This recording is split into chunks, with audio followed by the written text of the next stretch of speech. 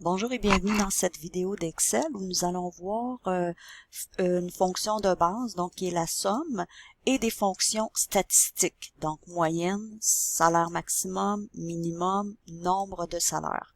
On va commencer, donc premièrement, on va faire le total ici du salaire et du bonus. Donc tout simplement, on va aller chercher la fonction somme ici, donc somme automatique, somme. Et il nous propose de faire le salaire plus le bonus, alors on va faire entrée. Une fois que c'est fait ici, poignée de recopie, donc sur le petit carré, je descends et je viens d'appliquer la formule à mes autres salaires et mes autres bonus. Donc je regarde ici, et si je me déplace dans ma barre de formule, égale somme de D8 à E8. Donc on l'a pour chacune de nos cellules ici, la somme. Je viens ici, alors maintenant aussi, on va faire la somme des salaires et la somme des bonus et le grand salaire du total ici, de chaque total. Donc, on va se placer ici, on va venir chercher la somme automatique.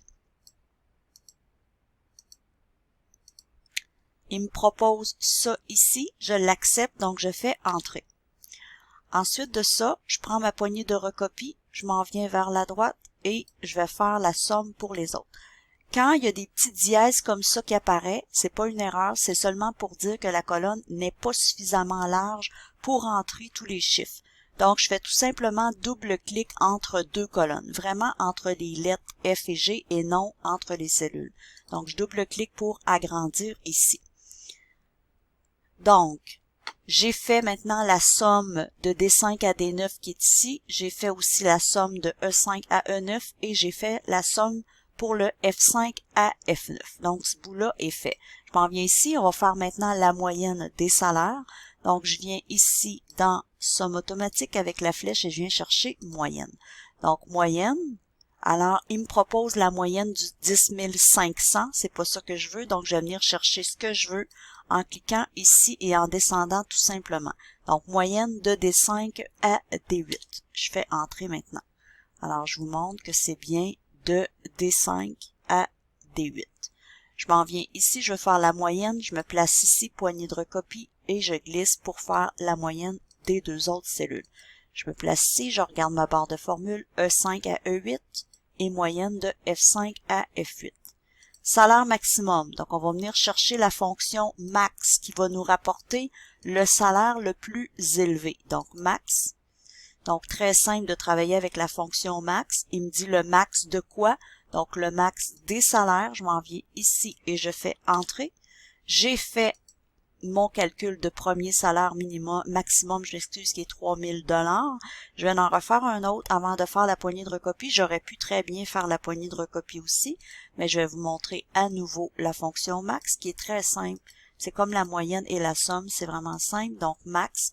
Il me propose ces deux cellules-là. Je veux pas ces cellules-là, mais je veux les bonus. Donc, je vais venir sélectionner ici les 4 bonus et je vais faire entrer, tout simplement.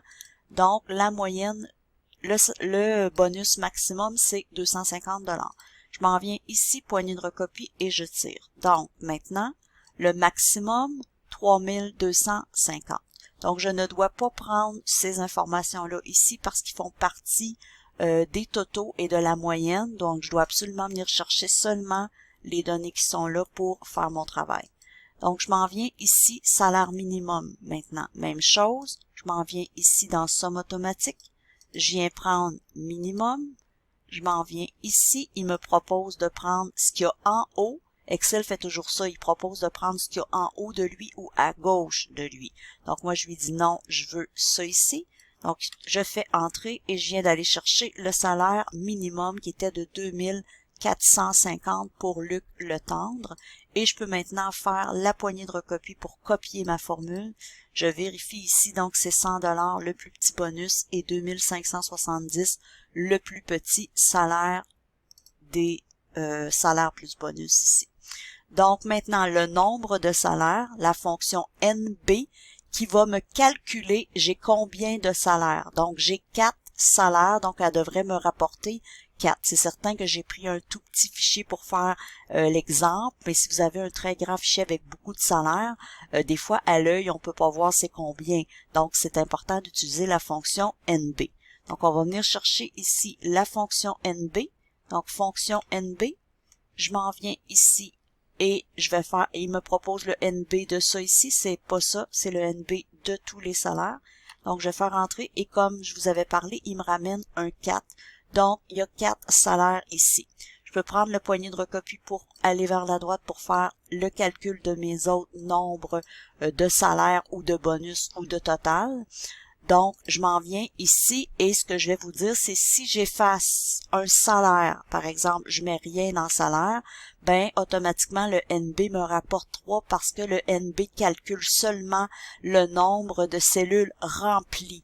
Donc, il doit absolument avoir des chiffres dans la cellule, sinon il va pas calculer. Si j'écris ici bonjour, ok, dans la cellule, il reste à 3 parce que c'est du texte qui est là. Donc, si j'écris, par exemple, 100 $, ben, il va me mettre un 4. Il va venir ici ajuster son NB. OK? Donc, si je fais des annulés pour revenir comme j'étais avant, donc 2500, et il m'amène un 4. Donc, sachez que NB calcule les cellules qui ont des chiffres seulement. OK? Donc, si j'ai du texte ou que c'est vide, NB va rien calculer, donc il va rapporter un 3. Alors, ce qu'on va faire maintenant, c'est qu'on va ajouter ici nombre d'employés.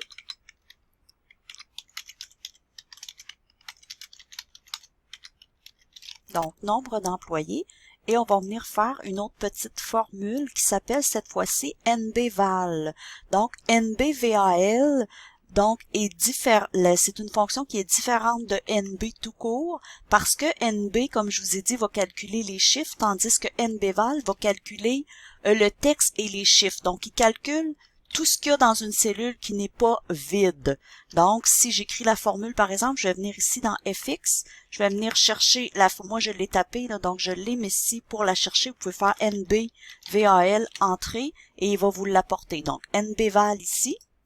Donc, NBVAL, il veut une première valeur. Donc, la première valeur que je vais lui donner, ce sont le nom des employés ici. Donc, je vais prendre justement de B5 à B8.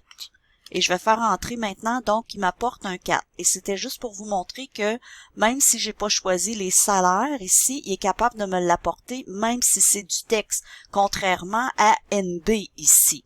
Donc, NBVAL va calculer vraiment tout ce qui est ici comme employé. Alors ici, on n'a pas besoin de le calculer, pas besoin de le calculer là, parce que ça va être 4 toujours, ça donne rien de faire ça plusieurs fois. Là. Donc, c'est ce que je voulais vous montrer. Donc, la fonction ici, NBVAL. Alors, ceci complète cette vidéo. On se voit très bientôt pour une prochaine vidéo. Merci beaucoup.